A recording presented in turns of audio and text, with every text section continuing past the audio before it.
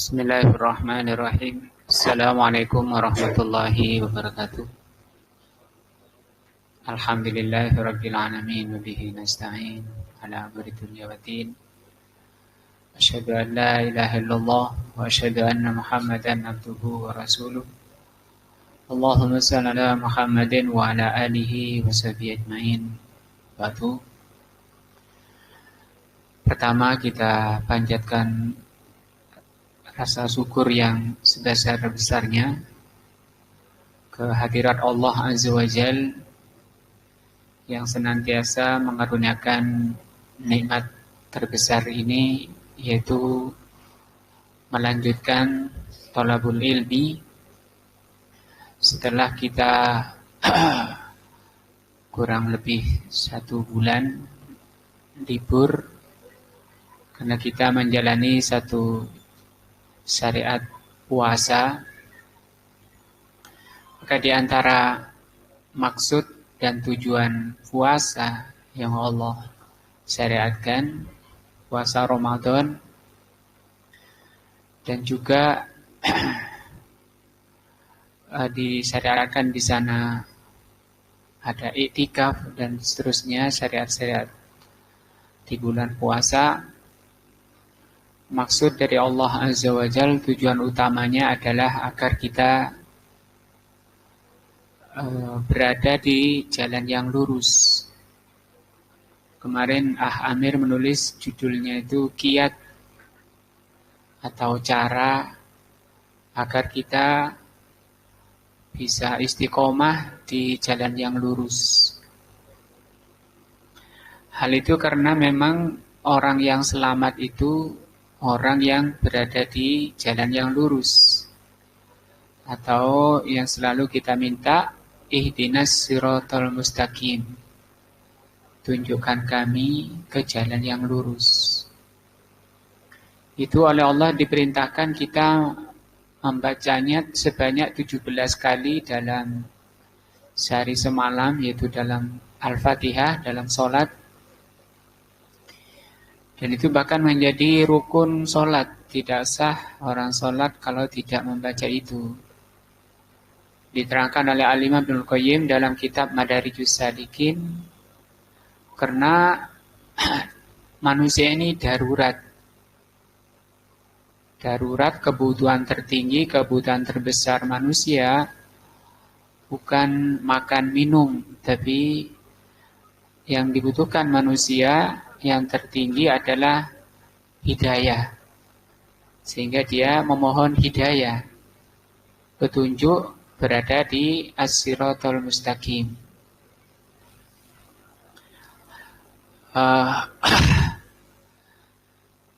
Siratal mustaqim, karena kalau keluar dari siratal mustaqim itu jalannya tidak lurus lagi, jalan bengkok. Nah, maka siratal mustaqim itu ada 2 macamnya. Yang pertama disebut dengan maknawi. Siratal mustaqim maknawi, atau jalan yang lurus maknawi. Maknawi itu tidak bisa diindra. Apa itu yang maknawi? Ajaran Allah, syariat Allah, agama Allah. Ada yang menafsirkan Islam, ada yang menafsirkan kebenaran, ada yang menafsirkan Alkitab dan Sunnah. Jadi siratal mustaqim maknawi itu mencakup semua yang Allah cintai dan Allah ridhoi. Baik perkataan maupun perbuatan, yang zahir maupun yang batin. Diluas. Yang kedua, siratal mustaqim yang bersifat hissi. Hissi itu bisa dirasa, bisa diindra. Yang hissi ini, kata beliau, adalah siratal mustaqim yang membentang di atas jahanam. Atau kita bilang jembatan yang membentang di atas jahanam. Kata Imam Ibnul Qayyim rahimahullah, Bisanya orang melewati jembatan yang membentang di atas jahanam tergantung bisa tidaknya orang melewati as-siratal mustaqim yang maknawi. Nah, kata beliau al-qudzah bil qudzah.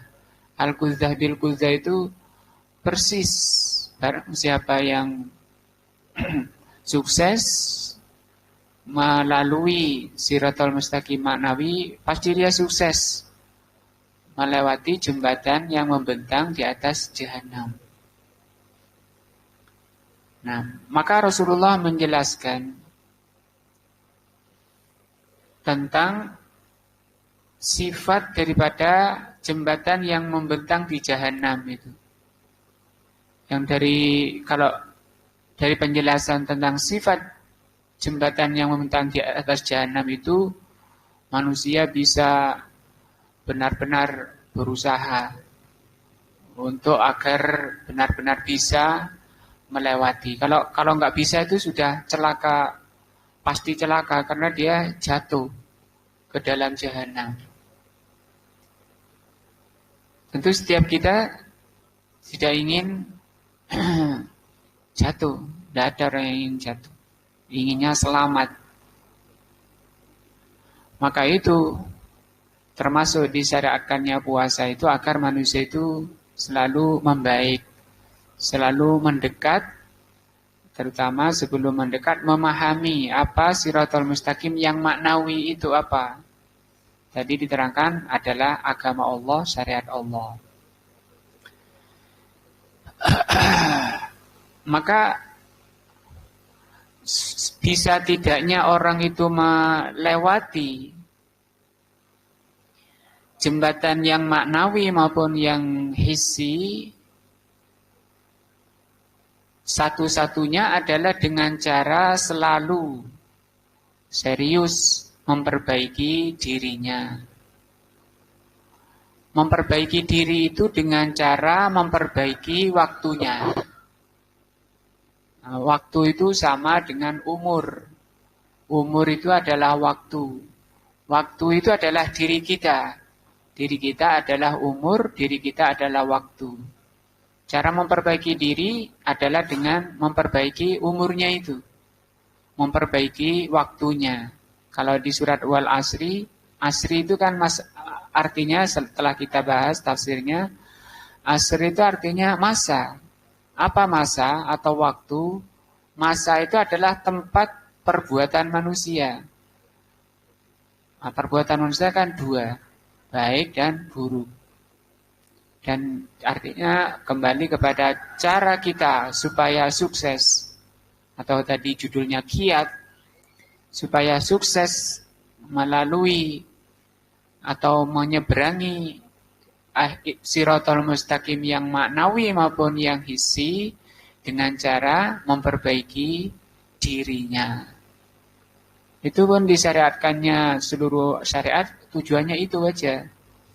Bahkan puasa dan seterusnya itu supaya orang selalu terus membaik. Tadi cara memperbaiki diri itu dengan memperbaiki waktunya. Waktu itu ada 3. Ada yang telah lalu, namanya lampau. Kalau dalam ilmu nahwu madi, ya. Yang kedua ada yang sedang dijalani. Atau kalau ilmu nahwunya mudhari'. Nah, ada yang ketiga waktu yang akan datang. Cara memperbaiki diri dengan memperbaiki 3 waktu ini. Kalau waktu yang sudah lalu, sudah lewat, cara membenahi, cara memperbaikinya adalah dengan banyak istighfar. Ya, banyak minta ampun kepada Allah. Agar istighfar itu dari kata maghfirah. Maghfirah itu dari kata mighfar. Mighfar itu sama dengan tameng. Kalau orang berperang, pegang pedang yang kanan, yang kiri pegang tameng. Tameng itu mighfar. Atau helm, pelindung kepala itu juga disebut mighfar. Kalau orang diminta ampun kepada Allah, istighfar, itu artinya minta maghfirah. Maghfirah itu mengandung 3 perkara. Pertama, ditutup aibnya oleh Allah di dunia. Tidak diumbar aibnya. Kalau Allah mengumbar, membuka aib seseorang, tidak akan ada yang bisa menutup. Ditutup aibnya oleh Allah Azza wa Jalla. Yang kedua, dihapus catatan jeleknya itu. Yamhu oleh Allah, yamhu kitabatahu, dihapus catatannya itu. Yang ketiga, dilalui, dilampaui, artinya hak-hak siksanya itu sudah dihapus. Mestinya kan dia disiksa, karena setiap dosa itu ada hak siksa. Nah, ini pentingnya apa? Istighfar. Pentingnya kita memperbaiki masa-masa yang telah lalu. Setiap kita pasti ada dosa, ada salah, sengaja ataupun tidak. Tapi Allah dengan hikmahnya, dengan rahmahnya, dengan kasih sayangnya memberikan cara-cara selama hidup di dunia ini istighfar. Bahkan setelah matinya pun, asalkan dia punya anak yang soleh, solehah, diperbaiki itu. Sampai ada seorang dinaikkan derajatnya oleh Allah. Biasanya dipukuli itu enggak. Dan dia bertanya, "Ai Rabb, ya Allah, ada apa ini? Biasanya saya kena siksa ini kok." Kata Allah Subhanahu wa taala, "Bi istighfari waladika." Karena istighfarnya anakmu. Walaupun bukan anak, ya sesama muslimin. Ketika dalam doa, ketika kita mengangkat tangan, berdoa, atau ketika dalam sujud, atau setelah sholat malam, mengangkat tangannya, berdoa, Allahumma ufir lil muslimina wal muslimat, wal mu'minina wal mu'minat. Diawali dari Rabbi firli wali walidayya warhamhuma kama rabbayani shaghira, Allahumma ufir lil muslimina wal muslimat wal mu'minina wal mu'minat. Itu kan memberi kita mendoakan diri kita dan mendoakan saudara kita. Allahumma assalamu alayka ayyuhan nabi wa rahmatullahi wa barakatuh. Assalamu alayna wa ala ibadillahi salihin. Sampai mintakan ampun, dibersihkan dosa-dosanya tadi, dihapus catatan-catatan jeleknya, dimintakan kepada Allah, didoakan kepada Allah keselamatan sampai selamat di jembatan yang lurus di dunia maupun akhirat tadi. Adapun cara memperbaiki itu tadi, cara memperbaiki waktu yang telah lampau. Terutama oleh anak-anaknya, keluarganya, karena Rasul mengatakan, "Idza mata ibnu Adam in qata'a amaluhu illa salasin." Waladun salih yad'u ilaihi, dan seterusnya. Yang kedua, cara memperbaiki waktu yang sedang dijalani. Cara memperbaiki waktu itu kan cara memperbaiki diri, ya. Cara memperbaiki dirinya adalah dengan cara memperbaiki waktu. Memperbaiki waktu yang sedang dijalani adalah dengan menempatkan dirinya kepada apa yang Allah cintai dan Allah ridhoi. Ya. Di sini dibutuhkan apa? Ilmu secara rinci. Yang disebut dengan ilmul mufassal. Yang disebut dengan Siratal mustaqim, kan doanya gimana? Ihdinas siratal mustaqim. Tunjukkan kami ke jalan yang lurus. Di situ as-sirat, ihdina as-sirat. Alnya itu disebut dengan al-ahdiyah. Kalau di ayat berikutnya sirata itu tidak pakai al. Tapi di sebelumnya ihdina as-sirata. Alnya disebut al-ahdiyah. Ahdiyah itu artinya sesuatu yang sudah ada. Biasanya ulama mencontohkan seperti besok akan datang Pak Presiden ke Malang. Tanpa disebut nama, cuma disebut presiden. Maka ahadnya yang difahami orang, presiden itu adalah Pak Prabowo kalau sekarang. Ya, bukan yang lain yang akan datang ke Malang, tapi memang Pak Prabowo. Itu namanya ahdiyah. Alnya itu al-ahdiyah. Demikian juga ketika kita minta kepada Allah, tunjukkan kami ke jalan as-sirat. Alnya itu ahdiyah. Maksudnya jalan yang lurus adalah jalan yang memang sudah ada. Yaitu jalan-jalan yang telah ditempuh oleh Rasulullah dan para sahabat. Itu namanya al-ahdiyah. Jadi minta kepada Allah agar kita ditempatkan ke sana. Diberi hidayah, diberi taufik oleh Allah agar diri kita ini, zahir batin kita ini berada di jalannya Rasulullah dan para sahabat. Nah, ini dibutuhkan ilmu al-mufassal. Berarti di situ cara memperbaiki diri kita yang sedang. Makanya para ulama selalu berdoa kepada Allah agar barokah waktunya. Dan para ulama itu sangat takut kepada menyia-nyiakan waktu, terlewatkan tanpa manfaat, tanpa kebaikan. Itu yang kedua, cara memperbaiki waktu yang sedang. Ditempatkan dirinya pada apa yang Allah cintai dan Allah ridhoi. Dan di sini yang dibutuhkan apa? Ilmu. Karena di Islam itu 24 jam itu sudah disebutkan. Ilmu yang paling, amalan yang paling afdal dari 24 jam itu disebutkan. Bisa dilihat kitab-kitabnya. Di antaranya Rijus Salikin.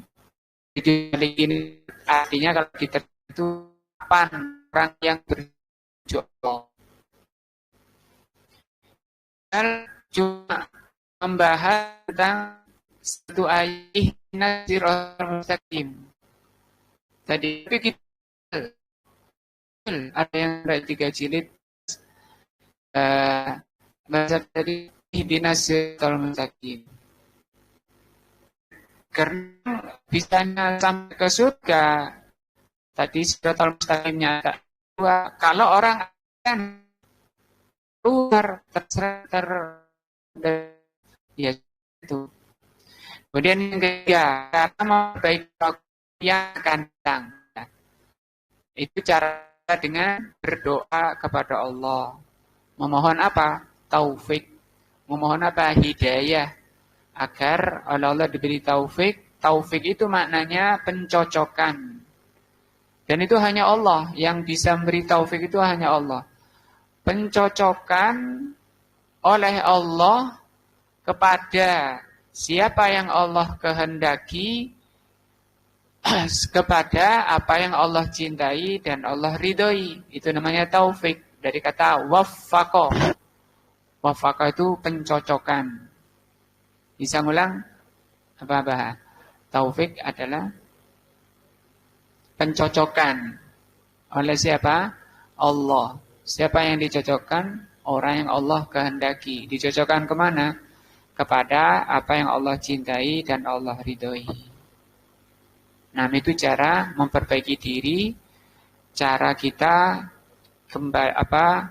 istiqomah di jalan yang lurus. Orang itu bisa istiqomah di jalan yang lurus. Kiatnya, caranya dengan iman, dengan yakin, percaya, terutama tentang bagaimana sifat jembatan atau as-siratal mustaqim yang hissi. Kalau meyakini yang hissi, yakin dengan iman yang hissi, dia akan berusaha sebaik-baiknya di maknawi.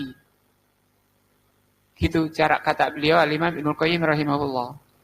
Yang hissi itu diterangkan oleh beliau 4 sifat. Minimalnya.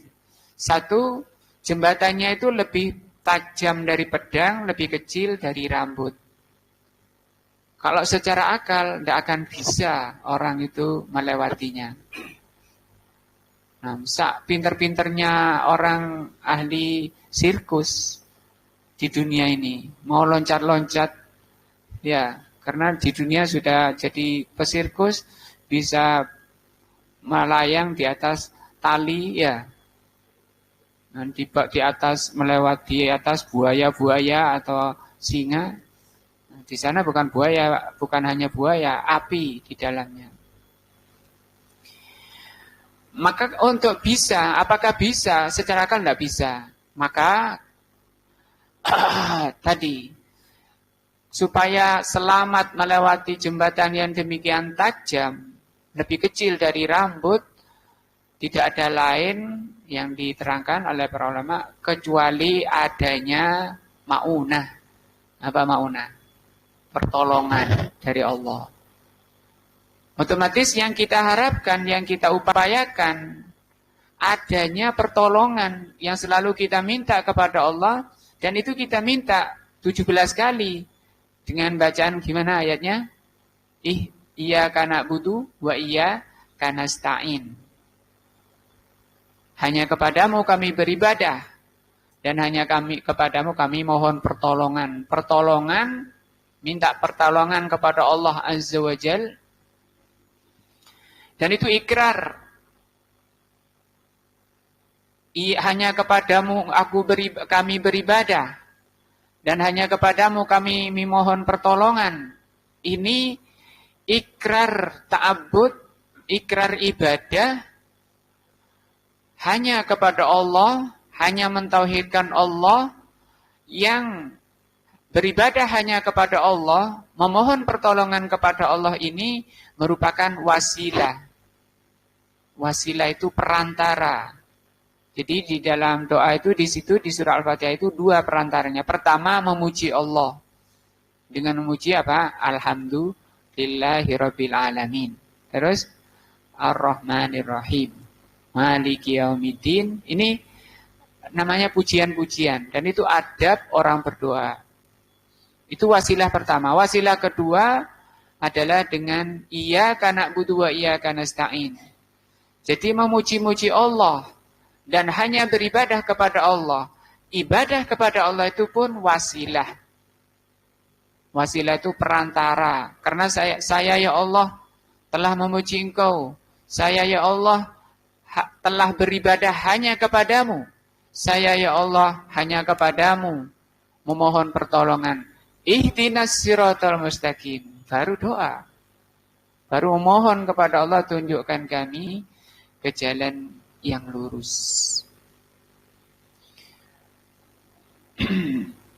Maka ketika kita menjalani sholat, harus ada dua sifat pada pelaksanaan ibadah. Sholat contohnya, atau ibadah yang lain. Yaitu berharap kepada Allah, ditolong oleh Allah Azza wa Jalla untuk bisa melalui siratal mustaqim yang maknawi dan bisa melalui siratal mustaqim yang hissi, yaitu jembatan yang membentang di atas jahanam. Selalu berharap dan yakin pasti Allah akan menolongnya, asalkan kita jujur, asalkan kita ikhlas dan sabar. Bersungguh-sungguh Allah berfirman, alladzina jahadu fina lanahdiyannahum subulana. Yang bersungguh-sungguh bersungguh-sungguh di jalan kami, pasti kami tunjukkan ke jalan kami, kata Allah Azza wa Jalla. Yang kedua, harus selalu cemas, yang disebut dengan khauf, takut. Takut jangan-jangan saya jatuh. Jangan-jangan saya tidak bisa melewati jembatan tersebut. Harus selalu itu. Itu yang bikin orang-orang dahulu, bahkan Rasulullah dan para sahabatnya selalu menangis.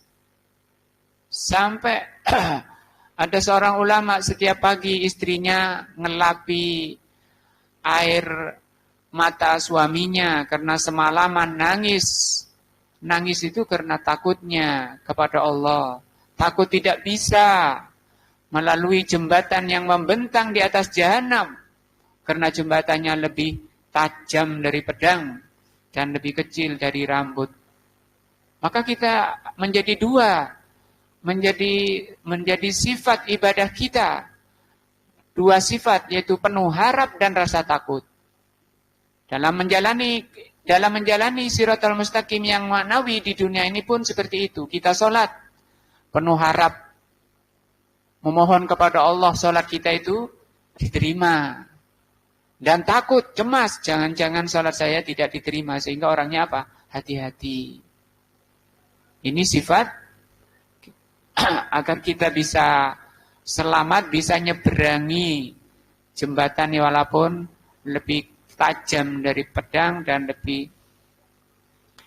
kecil dari rambut. Yang kedua, kata Rasulullah, jembatannya itu orang melalui jembatan yang hissi, yang membentang di atas jahanam itu kecepatannya berbeda-beda. Yang tercepat seperti kedipan mata, yang kedua seperti kilat, yang ketiga seperti angin kencang, dan seterusnya lambat-lambat sampai ada yang merangkak dan jatuh.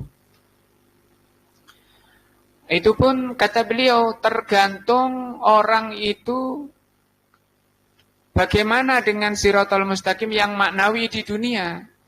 Semakin cepat menyambut seruan Allah, akan semakin cepat nanti melalui jembatan yang membentang itu. Semakin lemot di dunia ini, malas mempelajari, malas mengamalkan agama Allah, malas memahami agama Allah, akan lemot nanti di sana. Yang kedua tadi apa?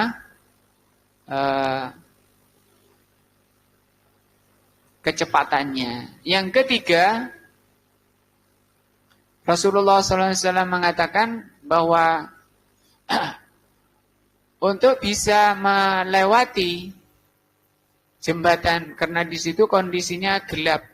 Coba dibayangkan. Karena dengan membayangkan, meyakini itu, kita akan serius sadar. Kondisi gulita, jembatannya tajam, lebih kecil dari rambut. Maka yang paling dibutuhkan untuk bisa nyeberangi adalah adanya cahaya. Nah, kata beliau, di sana nanti ada pembagian cahaya. Dari mana cahaya itu? Masing-masing orang berbeda-beda. Tergantung cahaya yang dikumpulkan di dunia. Tergantung cahaya dari Shiratal Mustaqim yang maknawi di dunia ini.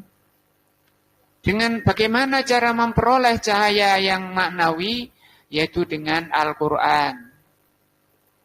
Karena Al-Quran itu cahaya, banyak ayat yang Allah katakan bahwa Al-Quran itu cahaya, nur. Di antaranya firman Allah, awaman kana maitan fa'ahyainahu. Apakah orang yang telah mati hatinya, kemudian kami hidupkan. Jadi Al-Quran itu kegunaan pertamanya untuk menghidupkan hati-hati yang telah mati. Maka orang yang mati secara hakiki, orang mati yang sebenarnya adalah orang yang mati hatinya. Walaupun badannya orang paling kuat, badannya paling sehat, tapi kalau hatinya mati, dia telah mati sebelum matinya. Dia telah terkubur sebelum badannya dikubur. Badannya yang gagah, yang kuat, itu adalah bangkai berjalan. Orang yang mati hatinya. Allah mengatakan dalam Al-Quran, jangan kalian anggap, jangan kalian yakini orang-orang yang syahid, terbunuh di jalanan Allah itu amwat. Jangan kamu kira mereka itu mati. Bal ahyaun, bahkan mereka itu hidup. Yurzakuna inda rabbihim, mereka mendapat rizki di sisi Allah. Itu oleh Allah, jangan kamu yakini mati, mereka itu hidup. Padahal dia sudah mati ya. Jadi hakikat kematian adalah kematian hatinya. Nah, maka cahaya hati di ayatnya tadi, Wa ja'alna lahu nura, dan kami jadikan Al-Qur'an itu sebagai cahaya. Pertama tadi jadikan penghidup, yang kedua menjadi cahaya. Wa ja'alna lahu nuron, kami jadikan Al-Qur'an itu nur. Maka tentu setiap kita sepakat ingin cahaya yang apa? Paling terang. Karena jembatannya kecil, lebih tajam dari pedang, lebih kecil dari rambut, mengerikan. Maka dibutuhkan cahaya yang seterang-terangnya. Maka itu tergantung semangat kita mempelajari ayat-ayat Allah.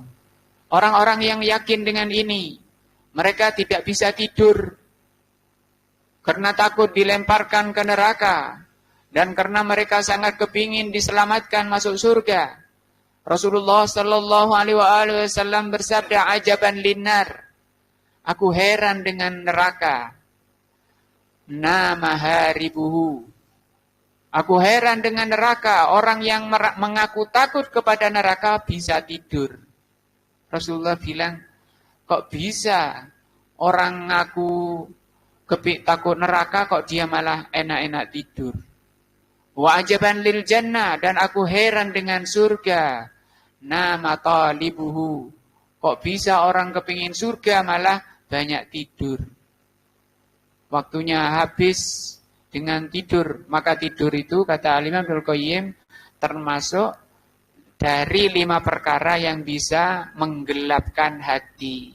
Na'udzubillah. Bisa mengeraskan hati itu ada 5. Banyak bicara, banyak tertawa, banyak makan, banyak tidur. Itu perkara-perkara yang bisa merusak hati. Dan hati-hati karena kita menghadap Allah tergantung hatinya. Maka lihat ulama-ulama dahulu, Al-Imam An-Nawawi rahimahullah, taklim seperti kita ini, sehari mencapai 12 kali. Kita seminggu sekali. Nah, kemudian minta cahaya seperti Imam Nawawi, tidak bisa. Allah itu Maha Hakim. Nama Allah itu apa? Hakim, Maha Bijaksana. Yang bersungguh-sungguh akan dapat lebih banyak. Kan gitu. Maka ini gambaran Rasulullah, cahaya di pembagian cahaya nanti ketika orang mau melewati jembatan tergantung semangat kita. Maka kita atur waktu. Kita diberi wewenang oleh Allah untuk ngatur waktu. Kemudian Rasulullah mengingatkan nikmatani. Ada 2 kenikmatan. Maghbunun ala katsirin minan nas. Ada 2 kenikmatan yang banyak dilalaikan oleh manusia. Maksudnya dilalaikan. Manusia banyak mengisi waktunya dengan perkara-perkara yang tidak bermanfaat pada dirinya. Tidak bermanfaat pada agamanya. Sehingga kata Al-Imam Ibnul Qayyim, seharusnya setiap muslim mengisi nafas-nafasnya, bukan mengisi detik-detiknya dengan taqarrub, ta'abbud kepada Allah. Selalu diisi waktunya dengan mendekatkan diri kepada Allah, ibadah kepada Allah. Tadi butuh semangat demi cahaya hati kita. Itu kita butuhkan, yang kita butuhkan nanti ketika kita akan melalui jembatan yang gelap menuju kampung yang terang. Maka ketenangan, istirahat itu nanti setelah melewati jembatan yang hissi. Bukan sekarang, dunia nanti hilang, diganti oleh Allah. Kemudian langit dan bumi juga digulung oleh Allah, dilempar ke neraka. Kemudian manusia tinggal 2 bagian, surga atau neraka. Nah, itu yang ketiga. Apa tadi? Cahaya. Butuh cahaya. Tergantung dari semangat kita. Tergantung dari bagaimana kita mengolah, mengatur waktu-waktu yang Allah karuniakan pada diri kita. Lihat ulama-ulama dulu, baca sampai ada ratusan ribu kitab dibaca. Di sini kita 4 tahun itu usulul salasah, kitab tipis, gak mari-mari. 5 tahun, 1 kitab tipis. Nah, ulama-ulama sampai ratusan ribu. Saking barokahnya waktunya. Dan kalau sungguh-sungguh pasti. Sehingga tidur itu hanya untuk kebutuhan saja. Bukan untuk memenuhi nafsunya karena nganggur. Waktu enggak gaya apa ya, laupo ya. Nggak ada, orang mukmin itu selalu memperbaiki dirinya, memperbaiki hatinya. Ya kan sekarang malah lebih mudah sekarang. Isi HP-nya itu dengan ilmu. Capek atau lagi masak-masak, nguncek berambang, ngupas berambang bawang, setel taklim. Gak usah ngereken berambangnya, itu jalan sendiri tangannya. Pakai mata, tangannya gerak kan sudah tahu, ini sudah bersih. Pikirannya kemana? Ke ilmu, ke HP-nya. Bukan malah diisi perkara-perkara yang gak bermanfaat. Lihat contohnya imam-imam dahulu, orang-orang salaf dulu, makan. Dia tidak kemudian menuju makanan begitu saja. Panggil saudaranya. Ayo tolong bantu aku bacakan ini, kitab ini. Untuk di sampingnya, dia makan sambil hatinya tetap dimasuki. Jadi di situ yang makan zahir dan batin. Ya, hatinya makan, badannya makan. Bahkan ketika Syekhul Islam membuang kotoran, sisa-sisa makanan, beliau tidak melewati begitu saja. Dia panggil saudaranya, tolong bacakan ini, kitab ini. Aku mau BAB. Sampai segitunya. Ada enggak orang sekarang BAB ngundang orang? Nah, saking tadi. Karena kebanyakan, saking mahalnya apa? Waktu. Maka Allah mengatakan, benar Allah katakan, wal asri innal insana lafi husrin illa alladziina aamanu wa 'amilus shalihati wa tawashaw bil haqqi wa tawashaw bis sabri. Ini yang dimaksud iman yang memacu kita supaya kita mengupayakan diri kita berada di jalan yang lurus, iman tadi. Iman kepada hari akhir. Di antara hari akhir adalah melewati jembatan yang membentang di atas jahanam. Begitu mengerikan. Ngeri. Itu yang bikin orang tidak bisa tidur. Bagaimana saya nanti? Nasib saya bagaimana? Kita harus melewati itu. Maka sekarang waktunya mempersiapkan dirinya. Selalu menggantungkan hatinya kepada Allah. Nah, yang keempat ini juga tidak salah, tidak kalah bahayanya. Ternyata di jembatan yang membentang di atas jahanam itu ada kalalib. Kalalib itu artinya penyambar-penyambar. Walaupun dia misalnya sudah punya cahaya, dia sudah semangat dulu di dunia, bukan golongan lemot. Nah, tapi di sana masih ada penyambar-penyambar. Sudah di tengah perjalanan, misalnya naudzubillah, semoga Allah lindungi kita semua, tersambar. Itu pun kata beliau tergantung perjalanannya di dunia ini. Ketika melalui jembatan yang lurus, yang maknawi, yang di dunia ini, dia tersambar atau tidak. Diterangkan oleh para ulama, penyambar-penyambar itu yang pertama adalah nafsu. Nafsu itu ada dua, syahwat dan syubhat. Cinta dunia itu namanya syahwat. Ya. Orang beribadah kepada Allah tanpa ada contoh dan dalil itu namanya syubhat. Itu penyambar. Barang siapa yang keluar, kan kebanyakan orang juga tersambar, terlalaikan urusan dunianya. Kita lihat coba di tafsir surah ini yang pertama. Ini penyambar pertama, apa tadi? Syahwat.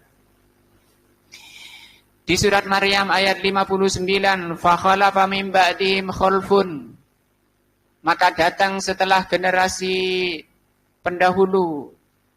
Di ayat 58-nya Allah terangkan tentang ini, ulaikal ladzina an'amallahu alaihim. Orang-orang yang Allah berikan nikmat, yang selalu kita minta ya. Siratal ladzina an'amta alaihim. Jalannya orang-orang yang kau beri nikmat ya Allah.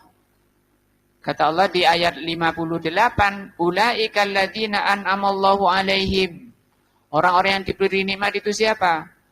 Minan nabiyyin, para nabi, min dzurriyyati Adam, wa mimman hamalna ma'anu, wa min dzurriyyati Ibrahim wa Israil, wa mimman hadaina wajtabaina.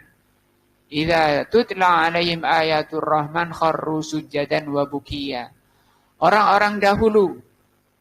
Nah, dari para nabi yang Allah karuniakan nikmat, dari para nabi dan keturunannya para nabi. Nah, dan dari keturunannya Nabi Adam, dari manusia biasa yang Allah pilih. Orang-orang pilihan Allah, ijtabaina ini pilihan. Orang-orang yang telah kami pilih. Bagaimana sifat orang yang dipilih oleh Allah?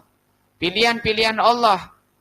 Kata Allah Subhanahu wa taala, "Idza tutla 'alaihim ayatur rahman", kalau dibacakan kepada mereka ayat-ayat Ar-Rahman, kharru sujada wa bukiya.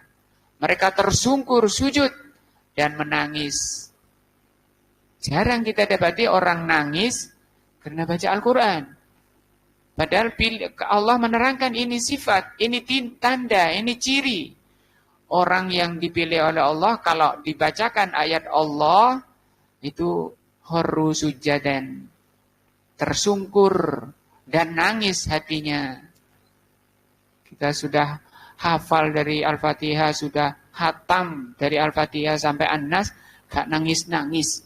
Ya, setiap bulan, tiap malam Jumat Legi, ya. Itu pun tidak nangis-nangis.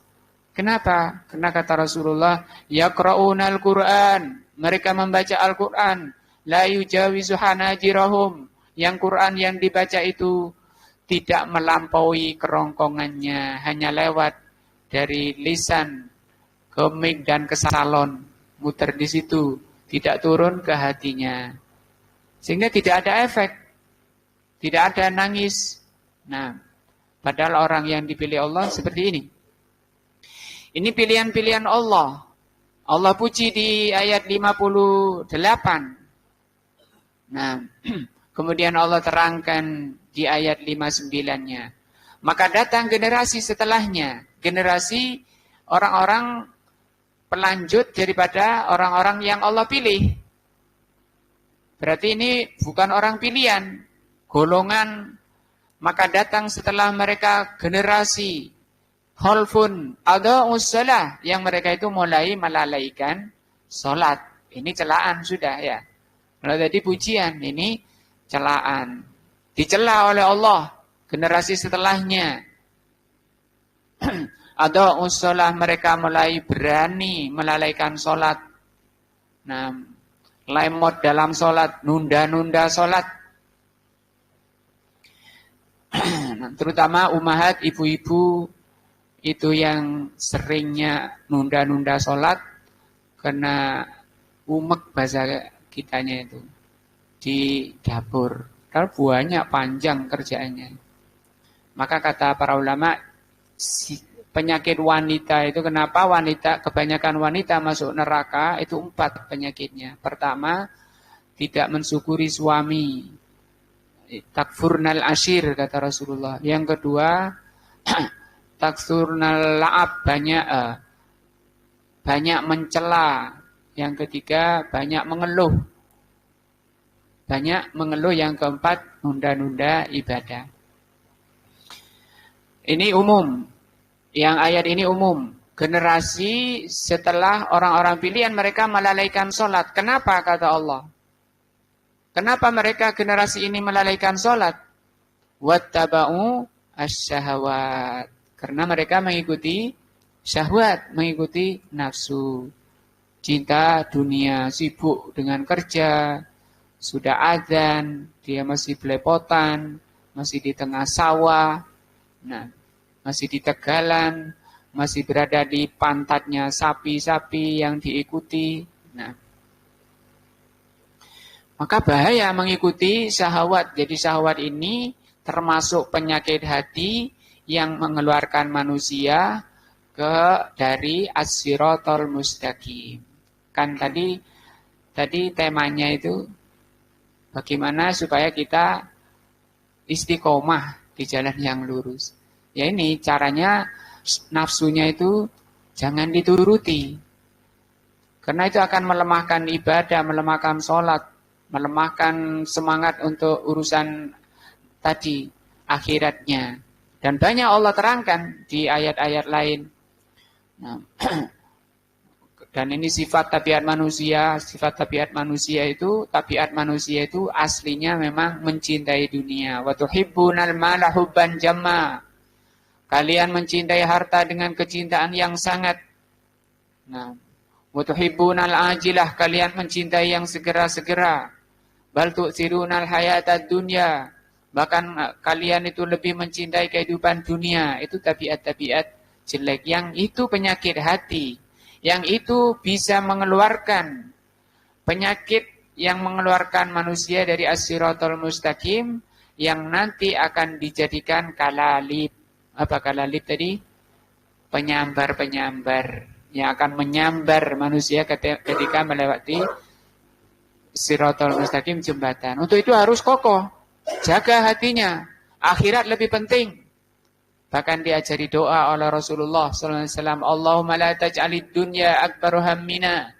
Ya Allah, jangan engkau jadikan dunia itu paling tingginya semangat kami. Cita-cita kami. Jangan engkau jadikan dunia itu paling tingginya cita-cita kami. Karena banyak umat orang tua sekarang sangat bangga kalau anaknya sukses urusan dunia. Urusan akhiratnya nanti saja, namanya tasbih. Nah, ini bahaya syahwat, dan banyak sekali ayat-ayat ancaman Allah bagi orang yang mengikuti nafsu. Termasuk syariat puasa yang baru kita jalani. Oleh Allah kan dilatih nahan nafsu itu ya. Biasanya kan makannya sehari 3 kali itu cuma buka, dan itu maunya latihan menahan nafsu syahwat. Nah, bahkan disyariatkan di 10 hari terakhir iktikaf. Apa maksud dari iktikaf? Sama, untuk ngurangi hak makan, ngurangi minum, ngurangi tidur, ngurangi bicara. Bukan kemudian di waktu iktikaf banyak bicara. Ya dia nggak ada temannya karena dia ada di ruangan pakai tenda sendiri-sendiri, kamar sendiri-sendiri. Temannya yang sana juga ruangannya sendiri-sendiri. Ada pembatasnya, ada penghalangnya. Tapi dia bawa HP. Bicara dengan HP-nya, dengan keluarganya, dengan teman-temannya, bisnis, bahas bisnis, iktikaf. Nah itu kan menyalahi maksud tujuan iktikaf. Dan itu semua maunya Allah Azza wa Jal, disyariatkan puasa, disyariatkan iktikaf. Ini tadi, supaya orang istiqomah di jalan yang lurus. Jangan apa? Mengikuti nafsunya. Nah, ini musuh pertama, bahaya pertama yang ada pada setiap diri kita. Yang manusia di hadapan nafsu ini hanya 2. Orang bangkrut, orang celaka, binasa. Yaitu orang yang dikuasai nafsunya. Harus dikuasai, jangan kita yang dikuasai. Tapi nafsu harus kita kuasai. Waktunya taklim. Nah, diingat-ingat jadwalnya. Juga waktunya, penggunaan waktu setiap 24 jam. Waktu-waktu kosong. Noto apa, yang tukang, yang lagi kerja apa. Dimasak di dapur, disetel taklim. Untuk perbaikan hatinya. Untuk menjaga stabilitas hatinya. Untuk menambah cahaya hatinya, untuk mempertajam hatinya, supaya dia tetap istiqomah di as-siratal mustaqim yang maknawi. Pasti Allah akan tunjukkan. Sebagaimana ayatnya tadi. Yang kedua, yang pertama nafsu. Ini kita sedang membahas penyambar-penyambar. Pertama nafsu. Dan ini kebanyakan manusia sudah gagal menghadapi urusan nafsu. Rasulullah bersabda, likulli ummatin fitnah. Setiap umat itu ada ujiannya. Wa fitnatu ummati, ujian hambaku itu al-mal, harta. Nah, maka Rasulullah mengatakan pada sahabat ketika sahabat memperbincangkan tentang kefakiran, kekhawatiran sahabat tentang kefakiran. Maka Rasulullah SAW mengatakan, bukan kefakiran, mal faqra akhafu alaikum, ahwafu alaikum. Bukan kefakiran yang aku khawatirkan menimpa kalian. Kefakiran perkara yang tidak dikhawatirkan oleh Rasul. Tidak dikhawatirkan bisa merusak agamanya. Bahkan kebanyakan orang masuk surga itu fuqara dan masakin. Nah, tetapi yang aku khawatirkan adalah Allah Subhanahu wa taala menumpahkan kepada kalian dunia. Kemudian kalian bersenang-senang dengan dunia sebagaimana umat terdahulu bersenang-senang dengan dunia. Dan kalian binasa sebagaimana umat-umat terdahulu binasa karena dunia. Wattaba'u syahwat fasawfa yalqawna ghayya. Mereka mengikuti nafsunya, syahwatnya, maka mereka akan mendapati azab yang pedih. Ini firman Allah. Surat Maryam ayat 59. Yang kedua yang bisa menyambar manusia di dunia ini adalah syaitan. Ini juga musuh kedua yang ada pada diri manusia. Yang kalau kita terbawa oleh makar syaitan, tipu daya syaitan,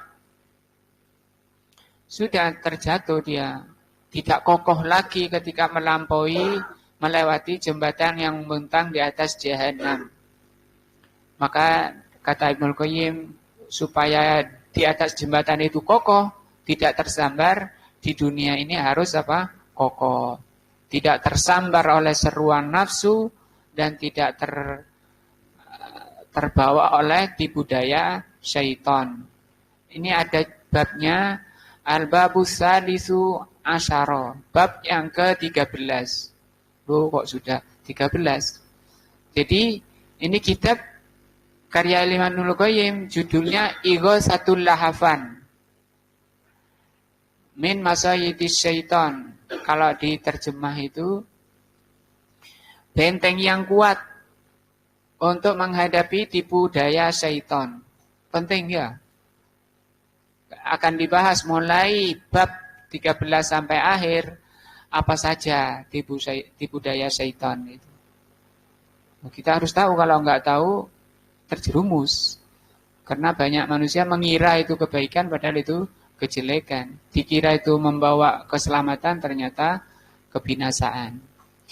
Di bab 12 1 sampai 12, ini kan 13.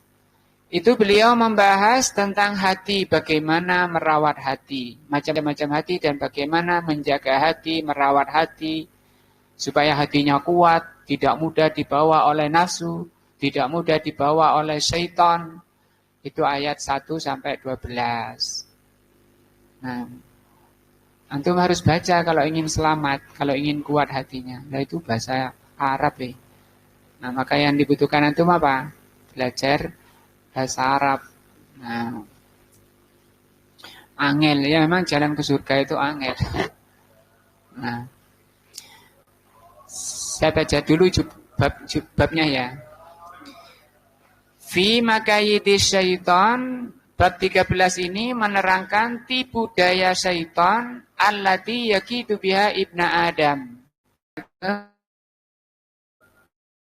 Mengabulkan doa Allah, itu siapa? Iblis ini. Dan doanya makbul. Doanya iblis dikabulkan. Minta kepada Allah agar usianya ditangguhkan sampai hari kebangkitan. Maka setelah iblis tahu dia orang yang disesatkan oleh Allah karena kekufurannya, maka iblis mengatakan, Fabima awaitani, karena engkau telah menyesatkan aku ya Allah. Aghwa dari kata ghawa. Ghawa itu sesat dalam kondisi sadar dan tahu bahwa dia berada di jalan yang sesat. Ini biasanya menimpa orang-orang pengikut hawa nafsu. Menimpa para kiai dan para ulama. Sudah tahu ini haram, tapi masih dilanggar perkara haram. Dijalani, dilaksanakan, dikerjakan perkara haram. Padahal tahu, ini gowa. Nah, kalau orang nggak tahu berada di jalan yang nyimpang, itu dolal. Nah, ada dolal, ada gowa. Kenapa iblis mengatakan aghwa? Karena iblis dia tahu jalan yang benar mentaati Allah. Tapi dia sengaja kufur karena kesalahan kias. Yang menyebabkan kufur, kiasnya salah. Pemahamannya iblis itu gak pinter. Dia mengatakan penciptaan dari api itu lebih baik dari tanah. Api itu lebih baik dari tanah. Ini kesalahan ya. Apa kelebihannya api? Itu kan kebanyakan api itu merusak, membakar ya. Tidak ada orang bisa berdiri di atas api. Bisa? Tidak bisa. Orang bisa berdiri di atas tanah. Ini iblis.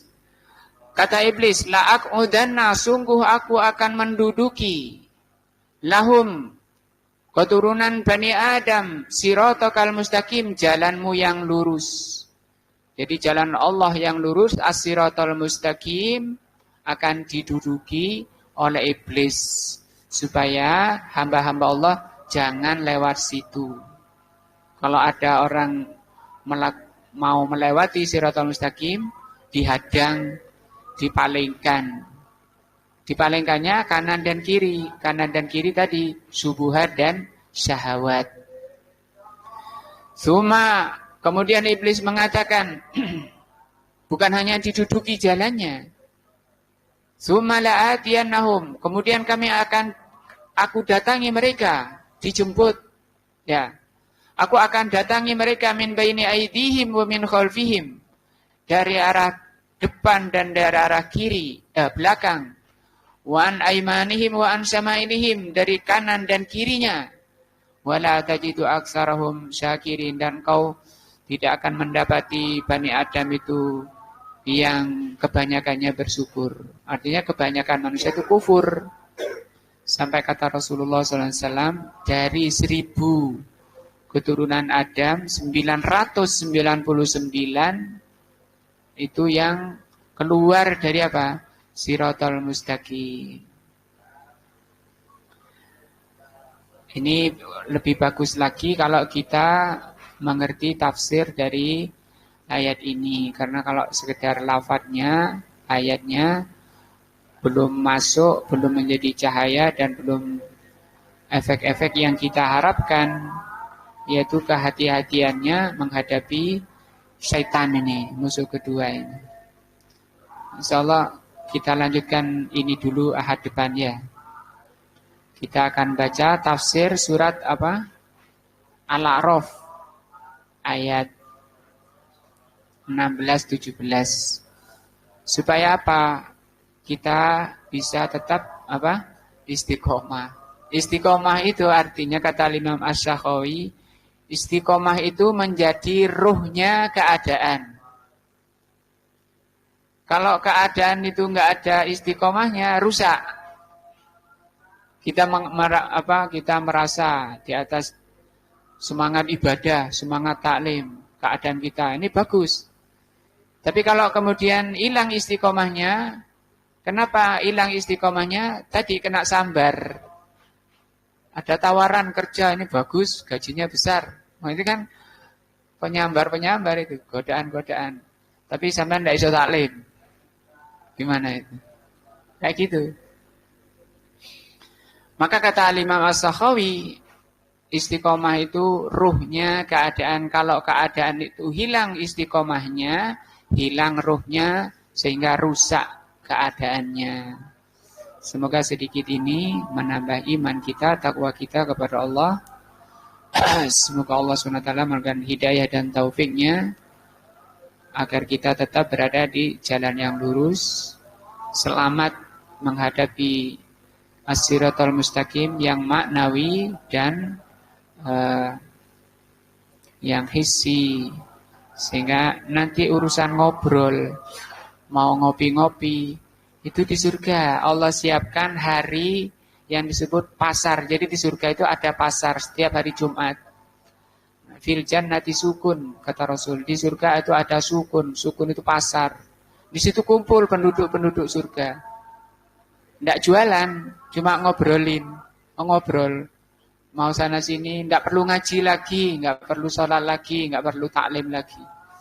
Nah, cukup di sana tidak ada amal, hanya balasan. Sekarang masa kita menanam, bercocok, harus bersungguh-sungguh. tanaman yang terbaik adalah menanam iman di hati kita. Mau ngobrol banyak itu nanti di sana. Ada ulama didatangi teman lamanya.